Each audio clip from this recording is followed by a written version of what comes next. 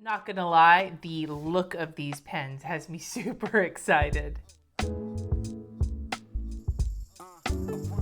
Hi everybody, today I am taking a look at the Bic Intensity Fineliners. Now, as some of you know, I am going through a bunch of different fineliners, getting ready for a big fineliner comparison that I'm going to do in May. And these ones are some I've never used before. It says here that they're new. I love fineliners and I love bright colors, and these look like they may have both. So let's take a look. I picked these up on Amazon. This is the 10 pack. And from everything I have found in researching, these are the only 10 colors that they have.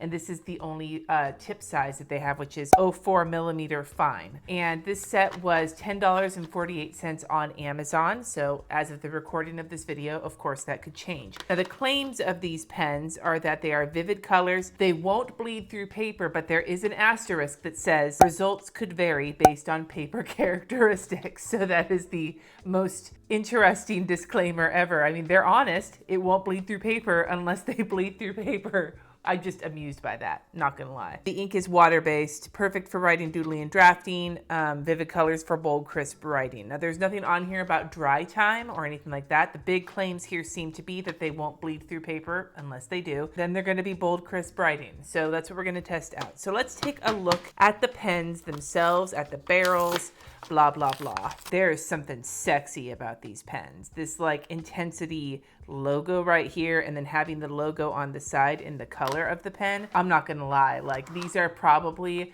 some of the most attractive fineliners I've ever seen. Now, I'm not sure if that really matters or not. Very lightweight, like they feel like they almost don't exist. And I really hope that that means that the ink isn't gonna run out. I've got some time to test these out before the big Thunderdome, and I'm gonna have to because I wanna know how long it takes to run the ink out of these pens. This part comes out, but has a slant to it, and I'm not really sure why. Maybe it's just a like aesthetic thing. Let's try uncapping one, and then capping it here. Oh, that's a nice, did you hear that? Listen to that. They snap onto the end. That problem you run into, like there's still a little bit of give, but it's not gonna just get knocked off. And look how big the pen is. If you watched my recent Spectrum Noir, it was a couple weeks ago, my Spectrum Noir fineliner review, and you saw how much I was irritated by how tiny the pens were. Like this is the opposite. These are slender and long, like long and slender, and I'm just molesting this pen like it's a wiener, and we're not gonna go there. This looks very, very similar to a Le Pen, I think, or a Stabilo. Let me grab one of those really quick. Now, I'm not gonna do direct comparisons today. That's gonna come for the Thunderdome, but if you like put these next to each other up close, they all have very, very similar tips. Very similar tips. Then of course you see the difference in the length of the Le Pen versus the other two, and we'll talk about that in another video. As of late, my favorite practice pad because it is so smooth and the pens don't get all fucked up. And I got this from Michael's in their new section with pens, and I'm gonna do all of the colors so you can see what they all look like, and then talk about the color selection and how the ink looks to me.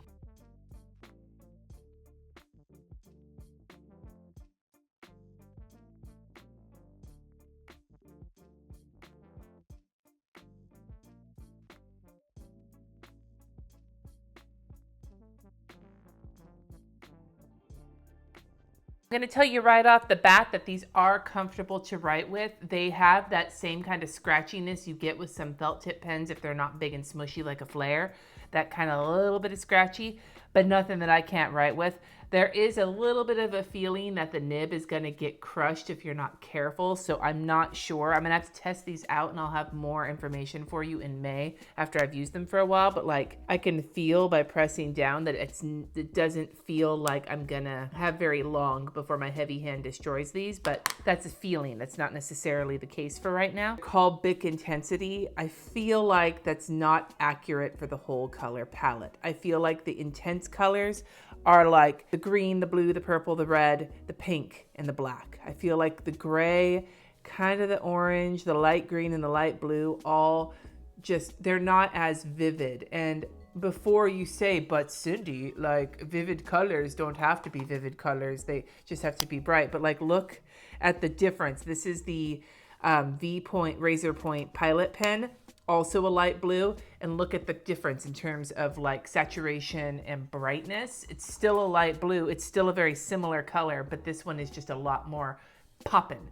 And for pens that say that they're intense, I'd want to see a lot of poppin', and some of these colors left me kind of like, there is that. But that's not necessarily a bad thing if you like these colors. That's just my thought. Now, I did notice when I was recapping these that the inside of these caps, there is a little bit of a second cap. It's not full blown like the Kelly Creates brush pens I was looking at, but it is there. So recapping these, be careful to like put it straight in. Don't just like honk it in there. My biggest issue with fine liners is that like boxy kind of stiffness that you get like on the edges of the tip when you're writing. Like unless you're going straight up and down, you can feel sometimes that weirdness that comes from like the edge. And with these pens, it's there a little bit, but not so much for it to bother. It doesn't feel like you have to break these in more than like writing one thing. You know, I love how slim and pretty these are, but when writing with it, it feels almost like I'm gonna break it in my grip because my grip is that heavy. They're not saying it's going to be fast drying, but let's just give it a shot here. That wasn't bad. Let's try another one. I'm using the dark one specifically. Really not that bad. Let's try it with just writing something down to see how this will work.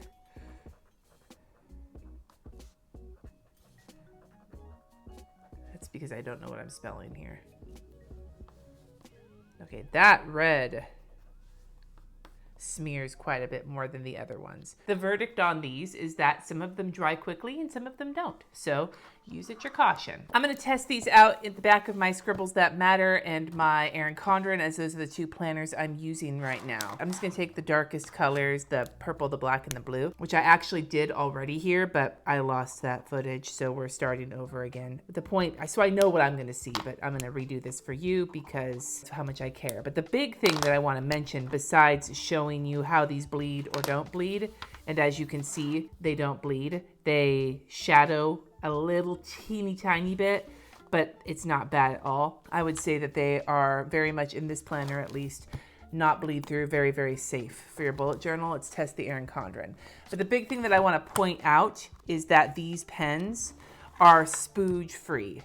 Now, you may wonder, Cindy, spooge? And I will say yes. That little like blob of color that happens when you put your pen down originally and it drops extra ink and it like blobs up. I fucking hate that. Even if I love the pens, like I do those Pilot V razor point pens, which I really do love, if you put down and it spooges, then what's gonna happen is that you could smear, it could cause bleed through, it could do a whole bunch of things to like fuck your day up. And so I'm not a fan.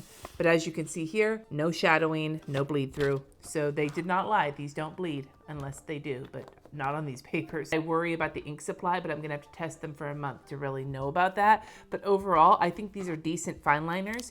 If you're in the market for fine liners with a bunch of like tip size variation, these are not your pens. These only come in the one tip size. But if you do want like a variety of colors for something, and this is a good price for pens that seem really decent for the price. So I guess that's something to think about, as well as thinking about whether or not spooge should be a category in the fine line Thunderdome that's coming up in May. If you've got pens that you would like to suggest for the upcoming video in May, the upcoming comparison, let me know down in the comments below. Thank you so much for watching. Subscribe if you haven't already, and I will see you next time.